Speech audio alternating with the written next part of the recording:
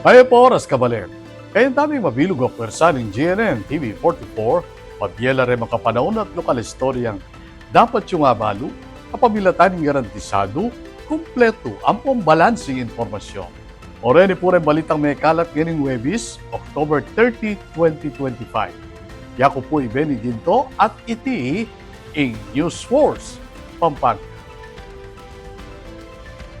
King Ciudad Angeles, sinumpisa na yung pamaglinis at pamamintura king pampublikong sementeryo at krematorium. Ay report.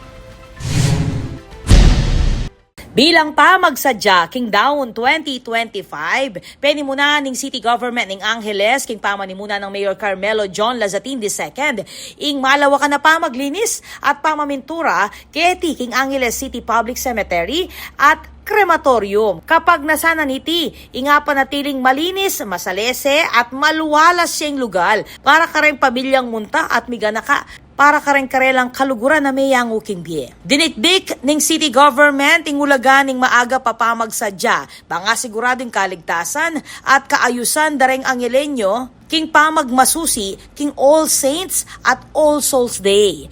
Kabilang kareng gagawang takbang ing pamagpatupad seguridad at crowd control, pamanyalese king kimut ning trapiko, pamagpanatili king kalinisan at pamamye agarang saup, medical at emergency assistance kareng sementeryo. Agpangking city government ing daon pamikatagod niya bang ipakit ing disiplina, pamakisan metong at malasakit dareng balang Angelenyo. Ako po, Patricia Mamangon para King News Force Pampanga. Balitang Tuto, King Balen, susuyo. Pasibayong ganakan kapamilataning metong aktibidad, ring kaganapan kanita King Clark kapamilataning happening on the green. Ay report ng Patricia Mamangon. Muling ibabalik sa alaala ng mga dating base residents at Filipino-Americans ang Clark Parade Ground sa nalalapit na Happening on the Green ngayong November 8 to 9. Ayon kay Clark Development Corporation o CDC Tourism Manager Len Lorenzo, ang Happening on the Green ay isang uri ng nostalgia tourism, isang pagbabalik tanaw sa mga panahong puno ng family picnics, mini golf tournaments at American comfort food bago ang pagsabog ng Mount Pinatubo noong 1991. Kaya namin siya ni-revive. No? One is para po strengthen yung cultural heritage program no? ng ating ng CDC, ng Clark. No?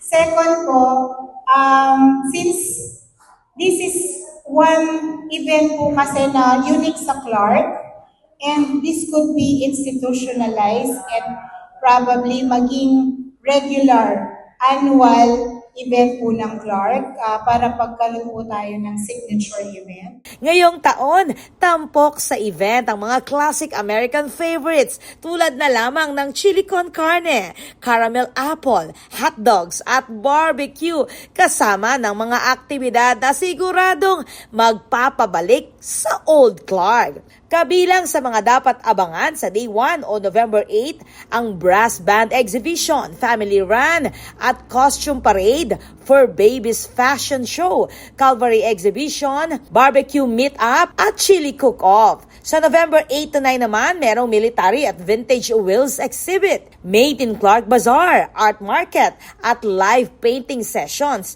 May Grand Family Picnic Day, balloon display, kite making competition at hotdog eating contest. Libre ang entrance at bukas ito para sa lahat. Ang bayan nito, it's free. It's a community project ng CDC.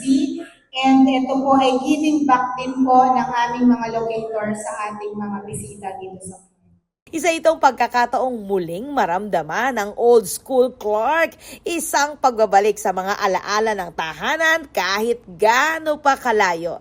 Ako po, Patricia Mamangon para King News Force Pampanga. Balitang Tuto, King Balen, susuyo. Pasik na nga ning San Fernando LGU ing programa at proyekto para kareng kahinakan kapamilataning capacity building activity. Ay report ng Patricia Mamangon.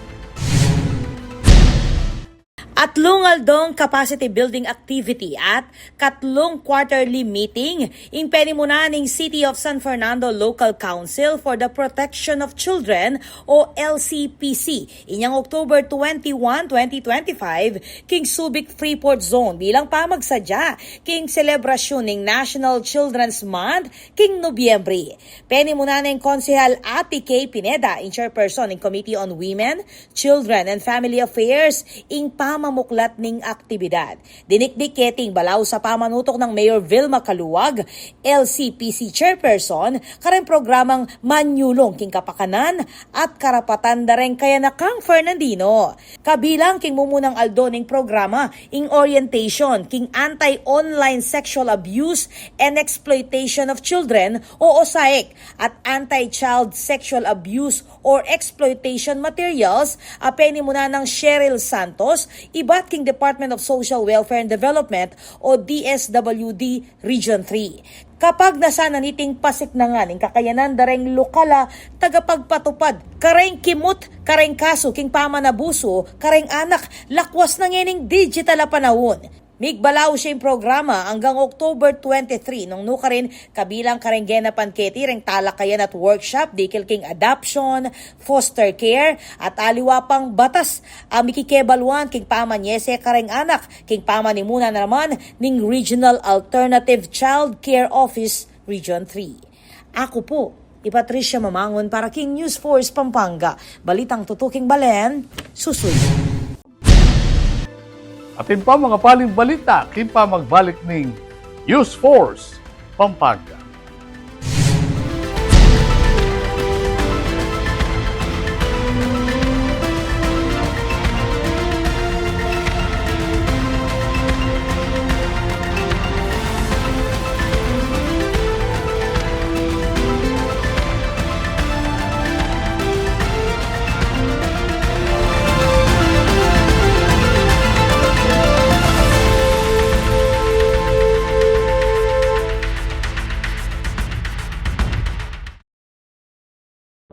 Babiya ko po yung Maya pa oras keng GNN TV 44 Pampanga, king karelang kadwang pulot adwang anibersaryo.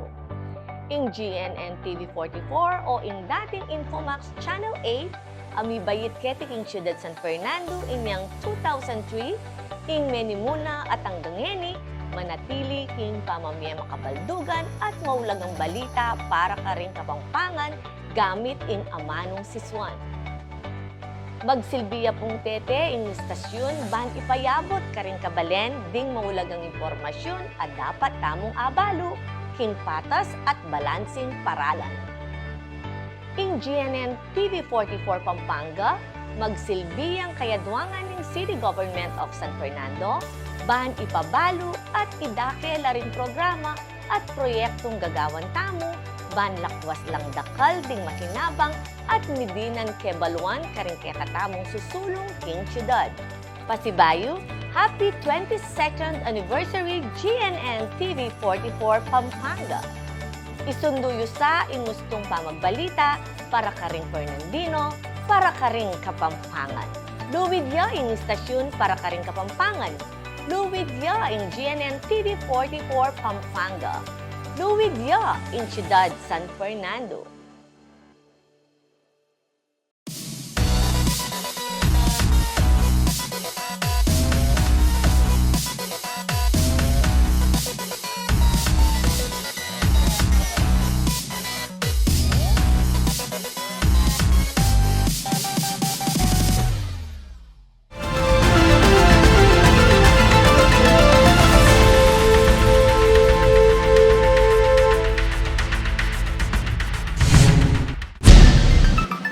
Gani pa rin balitang dapat tamong tutukan. Kekatanemang silipan ng Christmas centerpiece ng SM City, Telebastagan. Feel the festive spirit as Christmas nutcrackers take center stage at SM City Telebastagan's Royal Christmas Holiday Launch. Dressed in dazzling nutcracker costumes, the performers sang and danced to classic Christmas tunes, spreading joy and excitement among mall-goers of all ages. It's lovely when of course I ride together with you.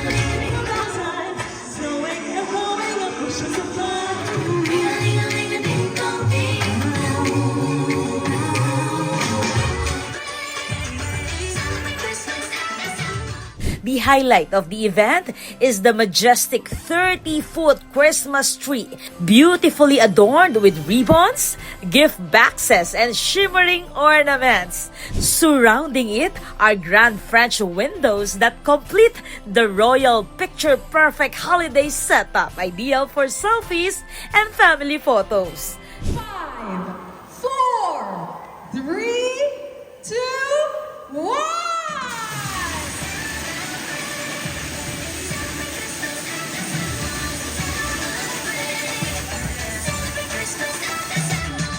SM City Talabastagan invites everyone to experience this enchanting Christmas display and make magical memories this holiday season. Of course, we would like to invite all our kabalens, no, to come and visit us here in SM City Talabastagan. You can see our massive 30-foot centerpiece. Come take a picture with your families and also enjoy na rin, no? Enjoy na rin our shops here and kain kayo sa mga restaurants dito.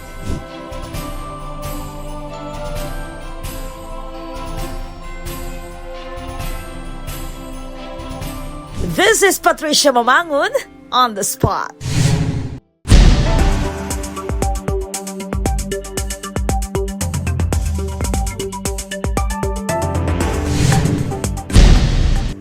Katamang pakibaluan ng bilin ng panahon king lalawigan, kilob ng 24 oras. Northeast monsoon o marimlang hangin ng mamapekto king Northern Luzon. Kabang easterlies naman ng mamapekto king Central Luzon at Visayas. Pamuli ng pamisalubong daring adwa, ing magisangkan niya ating ararasan na biglang pamanuran. King Mindanao, ing ITCG o Tropical Convergence Zone ng mamapekto. Makaranas mo ring pamanuran samantala ating niyang mamonitor ang low pressure area yung Pag-asa at yung east of northern Mindanao. Marayuya pa naman iti at alaya pang epekto in panahon.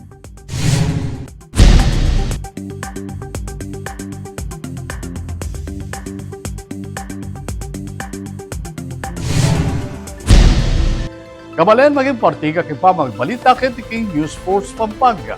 Na numang kaganapan, isyo reklam kay kay lugal, malyari mo ikwento isumbong kapag inatanda rin numerong mayakit kay kayong screen. Malyari mo naman mag-post kay kaming Facebook account. Inumpisan dering at lungari ing pamamyaregalo na yung Pasko. Nung nuka rin, dinaon daking anak kay Jesus, inginto, mira ang pong insenso. Ika, magsadya na kang pangregalo mo. Uling 56 days na mo. Payo datang yung Pasko. Panalakaran ng News and Public Affairs Team ng GNN TV 44, ngagdinan kayong mata sa kalidad ng lokal na pamagbalita bilang panatang serbisyo karing sa Blang Kapampangan. Ahil venue lang yan yung Miyerkules, remekala pa istorya, kitiking probinsya.